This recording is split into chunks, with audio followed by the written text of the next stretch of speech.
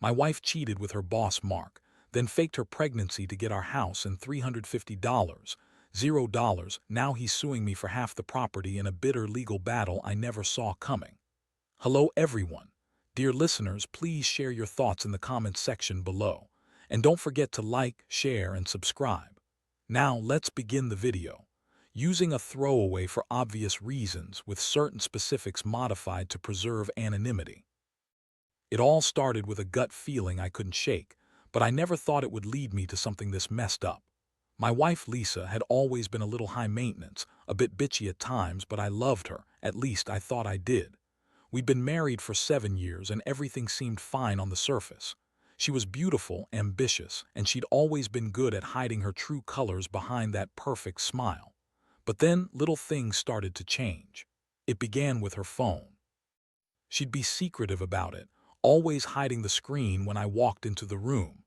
She started leaving her phone on the nightstand instead of in her purse, and I'd catch her deleting messages or closing apps quickly when I entered. I didn't think much of it at first. Maybe she was just being cautious. But then I noticed her coming home late from work more often, and her stories about where she'd been started to clash with what I knew about her schedule. One day, I decided to check her phone when she was in the shower.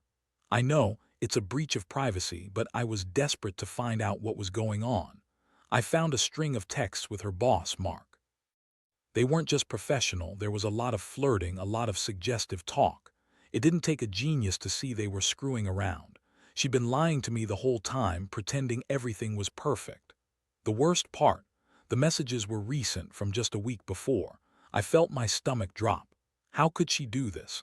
I confronted her that night, and she just laughed it off, calling me paranoid. She said Mark was just a good friend, that I was overreacting. She told me I was crazy and jealous. That's her favorite line, "You're just jealous," or "You're imagining things," whenever she gets caught. But I wasn't imagining things. I had proof, and I knew deep down she was lying to my face. The next day I started digging deeper. I looked into her bank accounts, her social media, everything. The more I uncovered, the worse it got.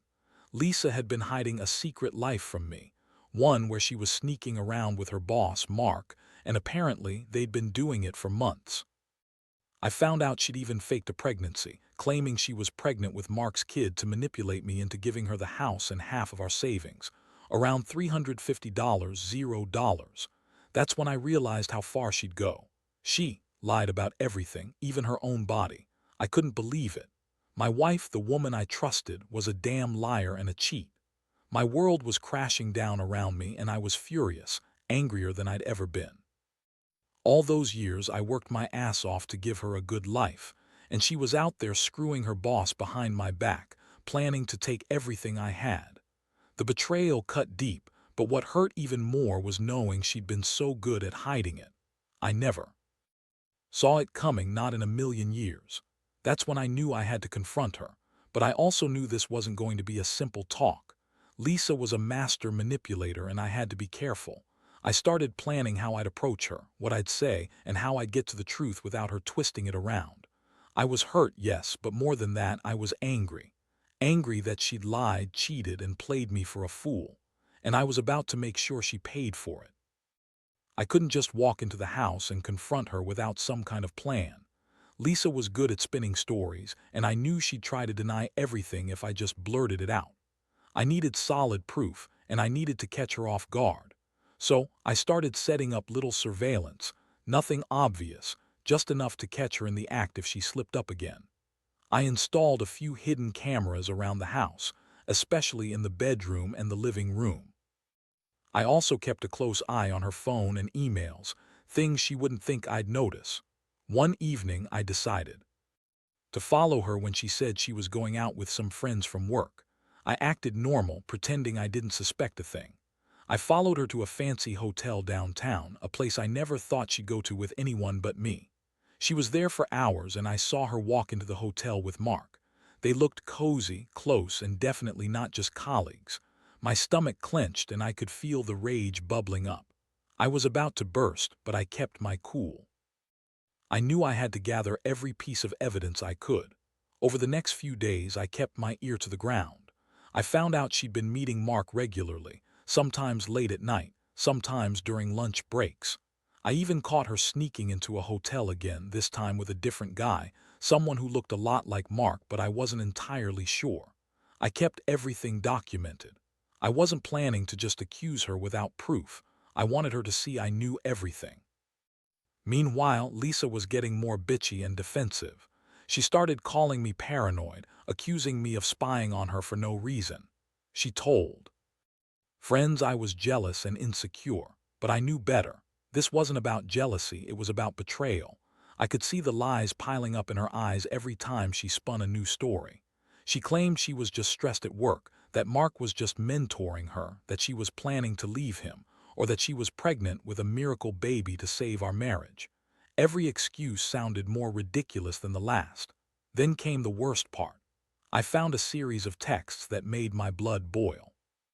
She'd been telling Mark she was pregnant, faking it, obviously trying to convince him she was carrying his kid. She even sent him photos of her bump, which I later discovered were fake ultrasound images she found online. Her plan was to fake a pregnancy, get our house, and split with the money. I couldn't believe she'd stooped so low. I started thinking about everything she said about the pregnancy, how she'd been acting different, more distant, more manipulative. It was all a lie. I finally confronted her in a calm but furious voice. I told her I knew everything, that she'd been lying to my face, cheating on me with her boss and planning to steal our life. Her reaction: she looked stunned for a moment, then she started crying, saying I was crazy, that I was overreacting, that she loved me and would never do something like that. She said I was just jealous because Mark was successful and she was bored. She tried to gaslight me, but I'd had enough. I told her I had the evidence and I was done playing her game. That night I couldn't sleep. I was a mix of heartbreak, rage, and disbelief. How could she do this? How could she lie about a pregnancy, about our entire life together? I felt betrayed on every level. I'd been with her through everything, good times, bad times, and now I saw the truth. She'd been planning her escape, using me to get what she wanted. And what hurt most was knowing she'd never loved me, just used me as a stepping stone for her own selfish gains. I never thought I'd be in this position, but I knew I had to do something. I wasn't going to let her walk away with my house, my money, and my life. Not without a fight. After I gathered enough evidence, I knew I had to act fast. Confronting Lisa again wasn't going to cut it. She was already showing her true colors, and I could see how far she was willing to go. My mind was racing. What was her next move? She faked a pregnancy, manipulated everyone around her, and convinced herself she could get away with it all. But I wasn't going to let her win. I started planning my next steps carefully, knowing I had to be strategic if I wanted to get justice and protect what was mine. The first thing I did was contact a lawyer. I explained everything: her affair, the fake pregnancy, the plans to take our house and money.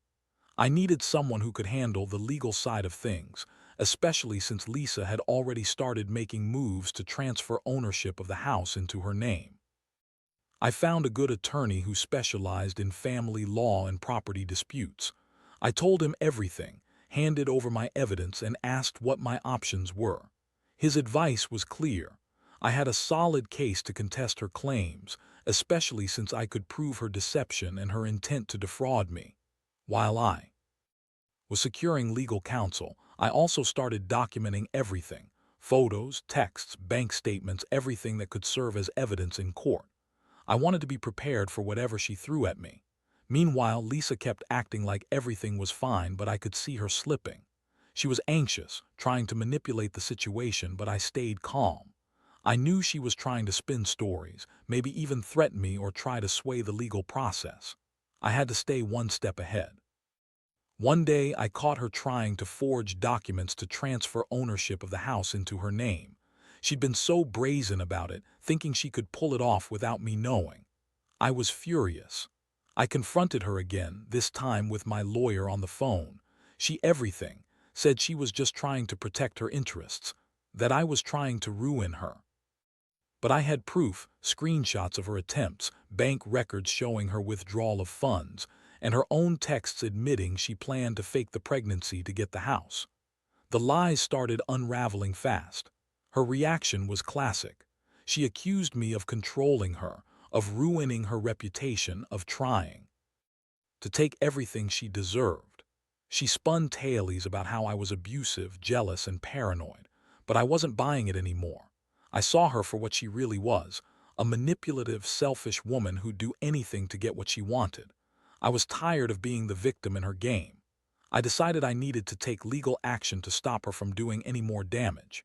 In the meantime, I also started talking to friends and family, people who knew us, who could testify to her behavior. I wanted to make sure I had support if things went further south. I didn't want her to gaslight or threaten me into silence. I was prepared to fight for what was mine, even if it meant going to court and risking everything. I knew that if I didn't act quickly, she might try to disappear or do something even more reckless.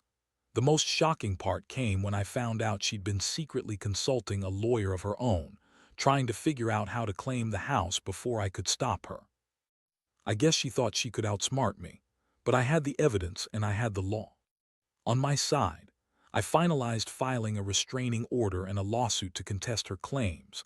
I wanted to make sure she couldn't just walk away with my house or my money while pretending everything was fine. I was done being played. Honestly, I felt exhausted. Betrayal like this leaves a mark. I started questioning everything, our marriage, her love, my own judgment. But I also felt a strange sense of clarity. I realized I'd been blind, that I'd trusted the wrong person. It's a hard lesson, but one I needed to learn. I was determined to fight this, not just for my money or property, but for my dignity. I wasn't going to let her destroy what we built or get away with her lies. It was time to see this through, no matter how ugly it got. The court process moved faster than I expected, and Lisa's attempts to manipulate the situation only made things worse for her. She continued to spin her web of lies, claiming she was innocent, that I was abusive, jealous, and trying to ruin her life. But I had the evidence: her texts, bank statements, her attempt to forge documents, and even her own admissions.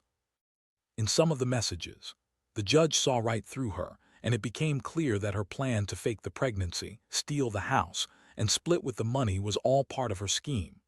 One thing that really threw her off was when my lawyer presented proof of her attempt to transfer ownership of the house into her name. We had her on record trying to manipulate the legal system, and that sealed her fate. The judge was straightforward. Her actions were fraudulent, and her claims about the pregnancy were fake. The court ordered her to stop all proceedings immediately and set a hearing for the property dispute. That day, sitting in the courtroom, I felt a strange mixture of relief and anger. Relief because I knew the truth was finally coming out, and anger because I'd been played for a fool for so long. Lisa sat there, her bitchy attitude turning to pure panic as she realized her scheme was unraveling. She tried to plead her case, but it was too late. The evidence was overwhelming and the judge wasn't buying her sob story. Meanwhile, Mark, her boss, was also dragged into the mess. Turns out he was suing me for half the property too, claiming he had a right to part of the house because Lisa was supposedly pregnant with his kid. I couldn't believe it. This whole thing had become a nightmare.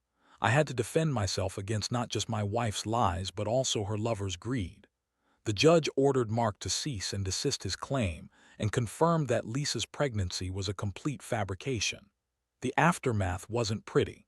Lisa's reputation was ruined in the eyes of everyone who knew us. Her lies had been exposed and her plan to steal everything was foiled. She was furious, screaming in court, calling me a monster, a control freak, and worse. But I felt nothing but cold satisfaction. Justice was finally on my side and I was going to get my life back cleaner, clearer, and without her in it. But it wasn't just about the legal victory. I started thinking about the emotional toll this all took. I'd trusted her for so long, built a life together, and she'd thrown it all away for greed and selfishness. I felt betrayed, yes, but I also felt a strange sense of liberation. The woman I thought I knew was gone, replaced by someone I never really understood. I realized I'd been blind to her true nature for years. In the end, I decided to move out of the house, not just to protect myself legally but to get away from her toxicity. I put the house up for sale, and with the court's ruling I was awarded full ownership. The money from the sale would help me start fresh, pay off debts, maybe buy a new place, and finally put this nightmare behind me. It wasn't easy, but I knew it was the best decision. Looking back, I've learned a lot. Trust is fragile, and sometimes people hide their true selves behind a mask. Lisa's betrayal showed me how far some will go for money and control. I also learned that you can't always trust appearances. People will lie, cheat, and manipulate if it benefits them. But I also realized that honesty and integrity matter more than anything. I'll never let someone like her destroy what I've built again. And if there's one thing I'd say to anyone reading this, be careful who you trust and don't ignore the red flags. Because sometimes the biggest betrayals come from the people you least expect. After everything was settled legally, I thought I'd finally get some peace. I moved out of the house, cut ties with Lisa completely, and started focusing on rebuilding my life. But even after the court's decision, the aftermath hit me in waves. The emotional scars are still fresh, and I keep asking myself how I was so blind for so long. I kept replaying all the signs I ignored, all the times she lied straight to my face, and how she manipulated everyone around her, including me. One of the hardest parts was dealing with the betrayal from people I thought I knew. Friends who used to think Lisa was so perfect suddenly looked at me with pity or suspicion. Some even believed her stories about how I was a controlling husband or how I'd been abusive, lies she spun to turn others against me. It was a brutal reminder that not everyone sees the truth right away, and some will buy into the lies if it benefits them or if they're swayed by her charm. I learned to keep my circle small and trust only those who truly knew the situation. Financially, I was wrecked at first. I had to pay legal fees, and losing the house meant I was starting from scratch. That's when I realized how much I'd taken for granted, how I'd worked my entire life to build stability, only to see it almost stolen from under me. That $350, $0 I was supposed to inherit or split, gone. It was a harsh lesson about the importance of protecting yourself legally and financially. I now understand that trust is earned, not given, and that you have to keep your eyes open, no matter how perfect someone seems. I also started therapy, not just to deal with the emotional fallout, but to rebuild my confidence. I felt angry, humiliated, betrayed, and lonely, all at once. But therapy helped me process those feelings and realize that I didn't deserve to be treated like that. I deserved someone honest, someone who would be faithful and respectful. I also learned that revenge, while tempting, isn't always the answer. I didn't want to be consumed by hatred or bitterness. Instead, I focused on healing and moving forward. One of the strangest things was how I started to see life differently. I used to think I was a good judge of character, but Lisa proved me wrong. It's made me cautious, more guarded. I don't trust easily anymore, but I also don't want to live in fear. I've learned that sometimes the biggest lessons come with the harshest consequences. I also realized I was stronger than I thought. I survived her betrayal and I'm still standing. That's what matters most. Now I'm slowly rebuilding. I've started saving again, looking for a new place to live and trying to find some peace. I know I'll never forget what happened, but I refuse to let it define me. If anything, it's made me more aware of what I want and what I won't tolerate in the future. I want honesty, loyalty, and respect. And if I ever see the signs of betrayal again, I'll walk away before it gets this bad. To anyone reading this who's been betrayed or hurt like I have, know that it's possible to survive and even thrive afterward. It's not easy, and it hurts like hell, but time does heal wounds. Keep your head up, trust your instincts, and don't let someone's lies ruin your life. Because at the end of the day, the only person who truly matters is yourself, and you deserve better than betrayal and deception. Looking back, I realized that the entire experience has changed me forever. I used to believe in happily ever after, in the idea that marriage meant trust and loyalty. Lisa shattered that illusion completely. But in a strange way, I also learned something invaluable. I am stronger than I ever gave myself credit for. Surviving her betrayal, fighting through legal battles, and rebuilding my life has shown me that even in the darkest moments, there's a spark of resilience that refuses to die. I've come to understand that trust is fragile and must be earned every day. I don't jump into relationships blindly anymore. I've become more cautious, more aware of the red flags that I once ignored. But I've also learned to forgive myself for trusting too easily, for not seeing the signs sooner. Forgiveness doesn't mean forgetting or excusing what happened. It means releasing the anger and pain that could otherwise consume me. The biggest lesson I've taken from all of this is that revenge is a double-edged sword. I didn't set out to destroy Lisa or Mark, but I made sure they faced the consequences of their actions. Justice was served in court, and I got back what was rightfully mine. But I also realized that holding onto bitterness only prolongs the pain. Moving on doesn't mean forgetting. It means choosing to live better, smarter, and more cautious. Now I focus on my future, on healing and rediscovering myself. I've started working on new goals, new relationships, and a new sense of independence. The betrayal hurt, yes, but it also freed me from a relationship built on lies.